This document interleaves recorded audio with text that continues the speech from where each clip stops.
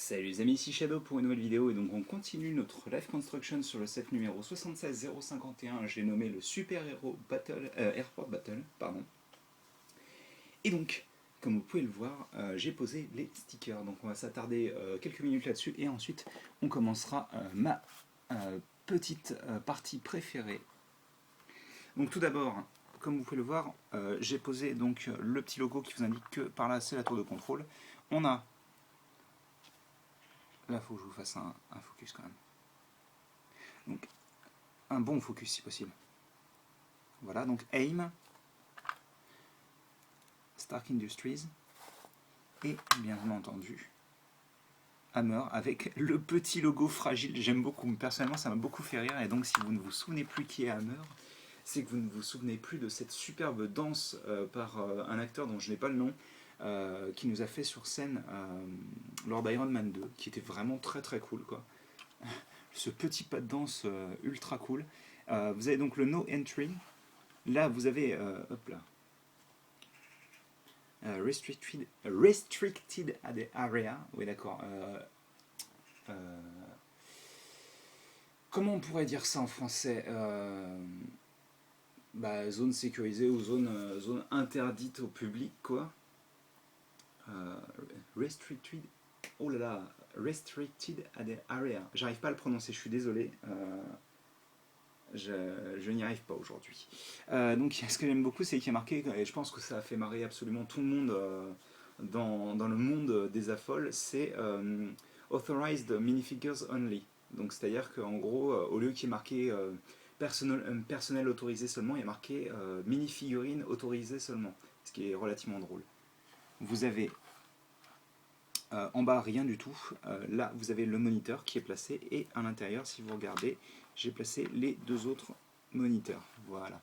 Donc on va pas perdre plus de temps que ça avec la tour de contrôle, on l'a bien vu déjà, et on va se concentrer sur le troisième sachet. Allez, c'est parti. Alors j'ai rien oublié, ok. On va déjà classer un petit peu tout ça, voilà.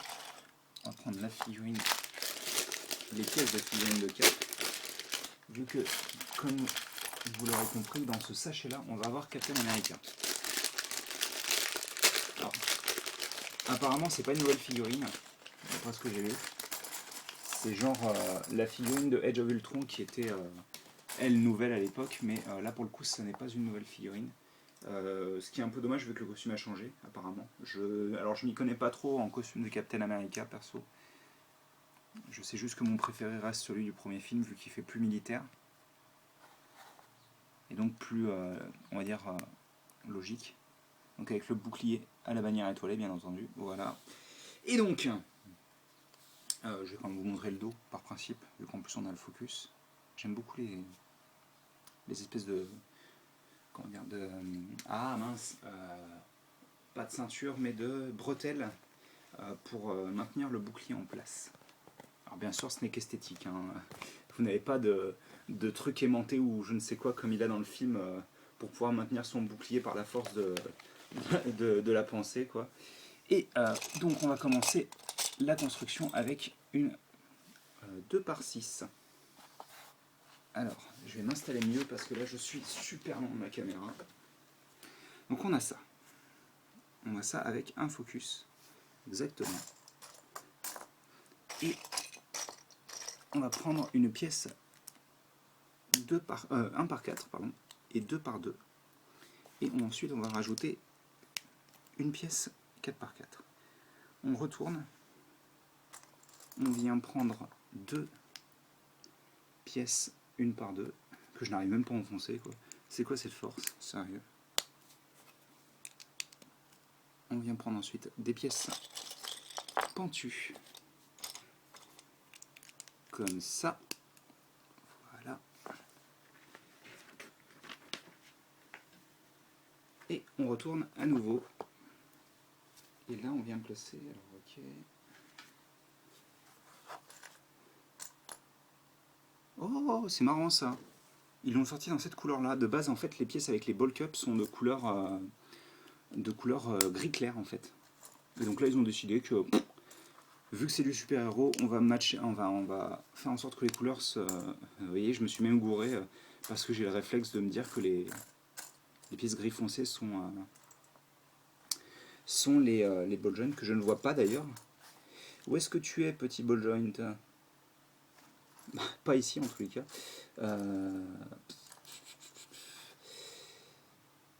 Ah, voilà. On a ça. Alors, j'arrive pas. Le problème, c'est que. Attendez, je vais essayer de trouver une autre méthode. Voilà. On va se mettre comme ça, ce sera plus simple. Là, on vient placer ceci.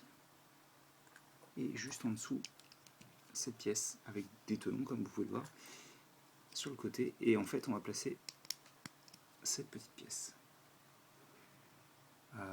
Une fois qu'on a fait ça, on vient prendre... Voilà. 2 pièces avec un trou circulaire au centre et on y fait passer une pièce, donc une barre de 3 avec un tenon au bout.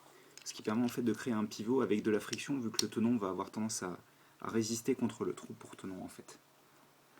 Ensuite on vient placer, pour mettre à niveau, 2 pièces à la suite comme ça. On fait la même chose de l'autre côté.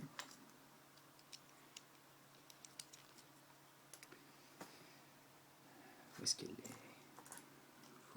Voilà. Et au centre, on vient placer une bonne grosse 2x4 des familles. Et bien entendu, ensuite, on vient faire la même chose pour le corps, c'est-à-dire ça, ça et ça. Voilà. On n'oubliera pas, comme j'ai failli le faire, donc où est-ce qu'elles sont? Voilà. Ces pièces-là, il en faut 2, donc l'autre est situé quelque part. Bah oui, mais non, attendez. Ah d'accord, elle était cachée sous une pièce de la même couleur, ce qui fait que j'avais l'impression que c'était une autre pièce. Donc on a ça, avec donc 2 trous circulaires, cruciformes, pardon. Ok, ça me semble logique. Ensuite, donc on recouvre. Oh, par contre, c'est marrant ça, tiens. On s'amuse pas à recouvrir au même endroit en fait.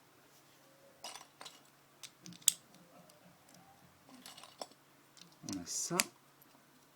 Et en dessous, on vient placer une pièce de 6. À nouveau, on recouvre avec une pièce rouge ici. Et puis là, c'est la fête. Hein. Là, c'est genre... Bam! Bam! Ok. Alors, là, à ce niveau-là, on va recouvrir avec une pièce courbe ici. Ce n'est pas fini. On vient prendre aussi une pièce lisse classique là. Donc, comme vous pouvez le voir, elle chevauche l'autre pièce. Et on vient prendre 2 autres pièces courbes qui vont être attachées que par 2 tenons. Mais certes, ça fonctionne bien quand même. Vu que les tenons ne sont pas alignés en plus. Et donc on a notre corps de figurine Lego.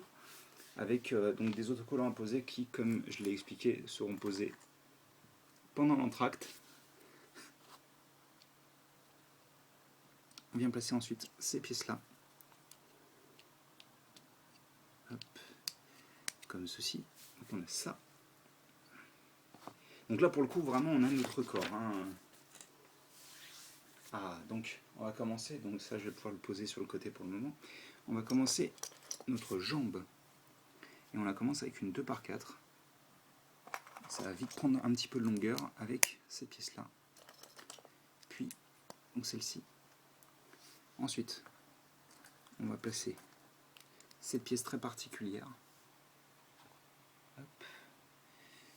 Ok, donc là on recouvre avec une 1/6. On aligne ceci comme ça. Ensuite on vient placer une brique de 3 comme ceci. Et à la fin, une pièce comme ça. Ensuite, on vient prendre des pièces pentues, comme ça, et comme ça. Puis là, une pièce comme ça, et une pièce lisse un peu plus petite, juste en dessous, comme ceci donc. Donc il y aura des stickers à poser, ok. Là, on vient placer une bête 2x2.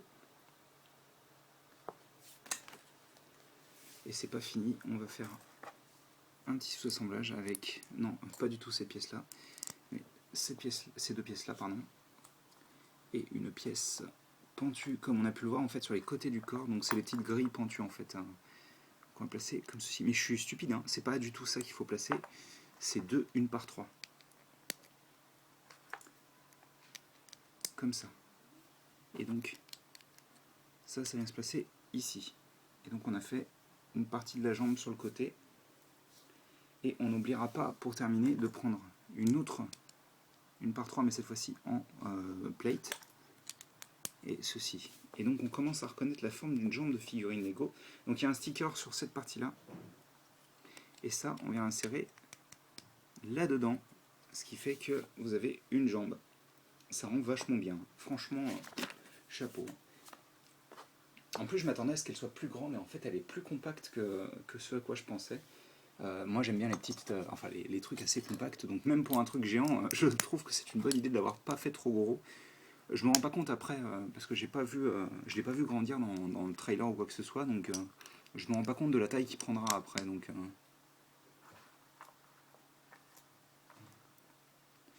hop là, ouais, si je commence à pas trouver les pièces, ça va pas le faire. Donc une. Ah bah alors. Attendez, c'est quoi ce délire?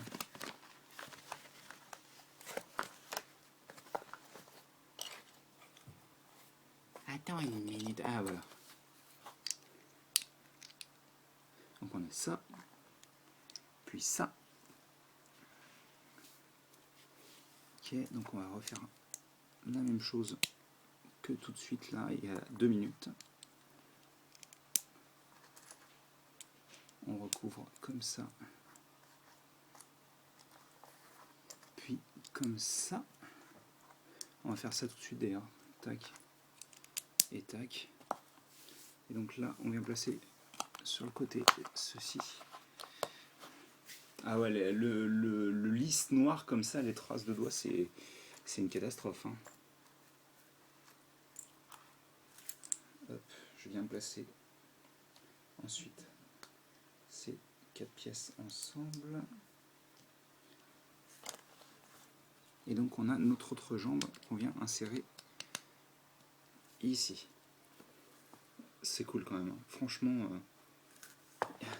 il y a quelqu'un qui parlait du fait qu'il devrait nous sortir une gamme complète de maxi-fig comme ça. Et très franchement, je suis assez d'accord. Hein.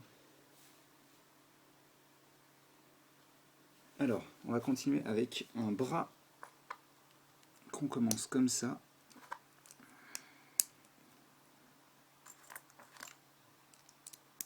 Comme ça.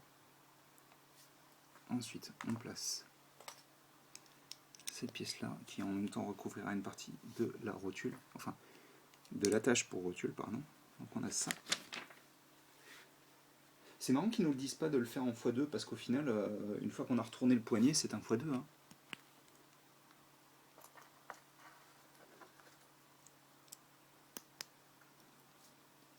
Et donc la main de figurine est faite à partir de cette pièce-là.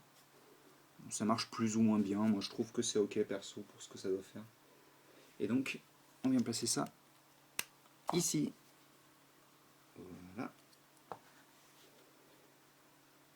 C'est sûr que forcément, quand elle est toute noire comme ça, la figurine, elle n'a pas beaucoup de tronche. Hein. Elle est un peu basique.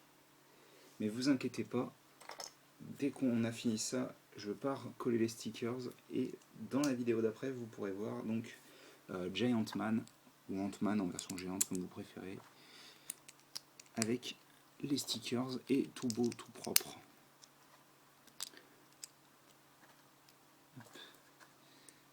Ça, puis ça, et puis ça. Et alors je vais pas faire la comparaison, je la ferai dans la vidéo d'après, entre les 3 figurines d'Ant-Man. Pour le coup ça n'a pas d'intérêt quand il n'y a en plus pas les stickers. Donc on a ça. C'est plutôt cool encore une fois, hein. Vraiment. Hein. Et donc on va construire le meilleur moment maintenant. Enfin ouais, la meilleure partie.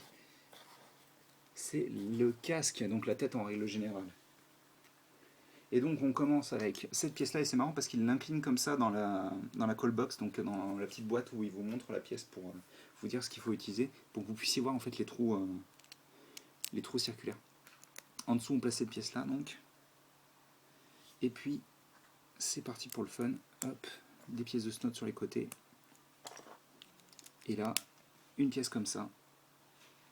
Au centre on vient placer cette pièce avec encore une fois un trou cruciforme au centre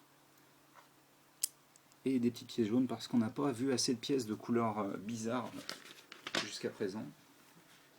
Par contre là apparemment ils s'en donnent à cœur jour. Alors attendez.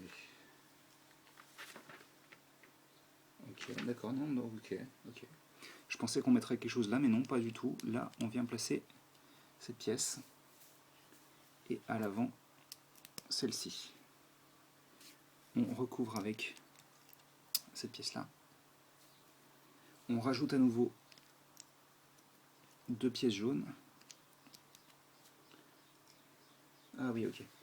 Et donc, on vient placer la pièce imprimée du visage donc du personnage qui est dans le costume d'Ant-Man, dont j'ai plus du tout le nom. Je vous avouerai que là pour le coup, je sais que c'est pas Hank Pym, puisque ça c'était le Ant-Man original, et dans le film il est déjà vieux le petit gars. Mais alors j'ai plus son nom. Scott Lang, voilà, c'est ça. Hop. Voilà ça. Et ensuite on vient prendre cette pièce là,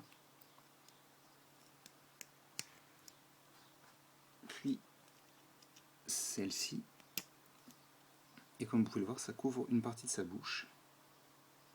Là à l'arrière on vient prendre cette pièce, on retourne à nouveau, à l'avant on vient placer des pièces courbées, voilà. Au-dessus, pour couvrir, on vient prendre ceci. Là sur les côtés, on vient placer ça. Oh, c'est joli ça s'aligne bien et tout.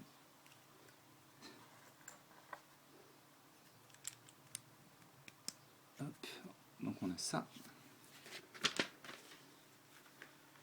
Alors là, normalement, il y a un dernier sticker à placer. On fait comme ça. Alors, je vais suivre les instructions à la lettre parce que là, pour le coup...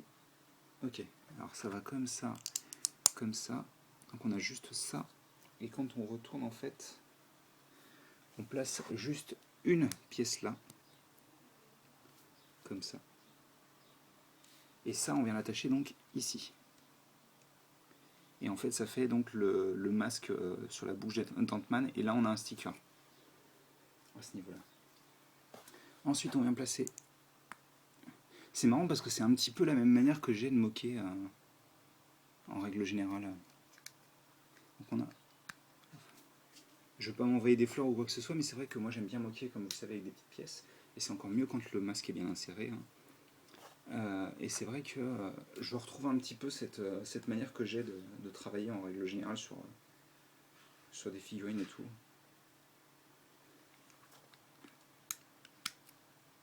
Donc là pareil, à l'arrière ça s'aligne parfaitement. Et justement on va rester à l'arrière, on va placer des pièces de snot ici. Et donc là. Donc forcément on cache quasiment toutes les couleurs supplémentaires. Là au centre on vient placer ceci. Puis en haut on place ça, ce qui fait que ça s'aligne entre autres avec la pièce circulaire, enfin courbée qu'on a mis en haut.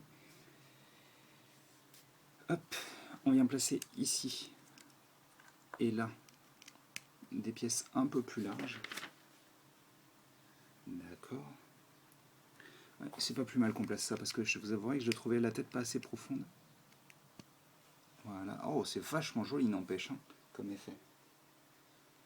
D'accord. On couvre ça de cette manière-là. Et encore une fois, c'est vraiment parfait, hein. Ça est nickel et tout. Et on place... je suis sûr que j'ai oublié des pièces quelque part. Et donc on va placer ceci et cela. Et la tête est vraiment parfaite, hein. Franchement...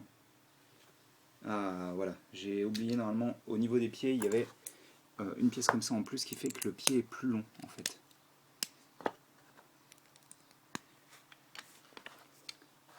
Et donc ça, on vient l'insérer là-dedans. Et forcément, bon bah là on a plus l'impression que c'est Ant-Man en pyjama pour le moment. Mais je peux vous assurer que dès que j'ai posé les stickers, dans la prochaine vidéo, vous allez bien apprécier, je pense, le design de cette figurine. En tous les cas, moi j'en suis complètement fou. Donc il peut bouger la jambe comme une vraie figurine jusqu'à 90 degrés, donc il peut s'asseoir si vous le souhaitez. Si vous voulez lui faire un véhicule géant ou une... Ce serait marrant ça, que quelqu'un s'amuse à recréer le set original, donc avec l'énorme fourmi. Il peut bouger les jambes jusqu'à cette partie-là, à peu près en arrière, donc ce qui est à peu près... bon, certes c'est moins, mais les figurines en effet ne pouvaient pas aller bouger à 80... Excusez-moi, j'ai remonté acide. Enfin, on ne pouvait pas la bouger jusqu'à 90 degrés en arrière. Donc ça c'est vrai. Les bras sont plus articulés, vu que c'est sur une rotule. Par contre, donc ils n'ont aucun angle en fait, les bras. C'est-à-dire que vous avez, ils sont tout droits. Vous pouvez bouger la main comme ça, et la pivoter aussi comme ça, et la tête peut bouger. Et vous pouvez ouvrir le masque pour voir le visage légèrement de Scott Lang. Et donc, moi je suis très très content de ce modèle pour le moment. Et on va mettre petit cap à côté de grand Ant-Man. Et quand on regarde la comparaison de taille, il est quand même vachement grand, hein, parce que regardez, il doit faire facile, allez, un petit peu plus de 3 figurines de hauteur. Donc là vraiment ils ont fait un personnage assez grand, je pense. Donc bah écoutez, on va s'arrêter ici, comme ça je vais pouvoir poser les stickers et vous montrer un super Ant-Man tout beau, tout propre.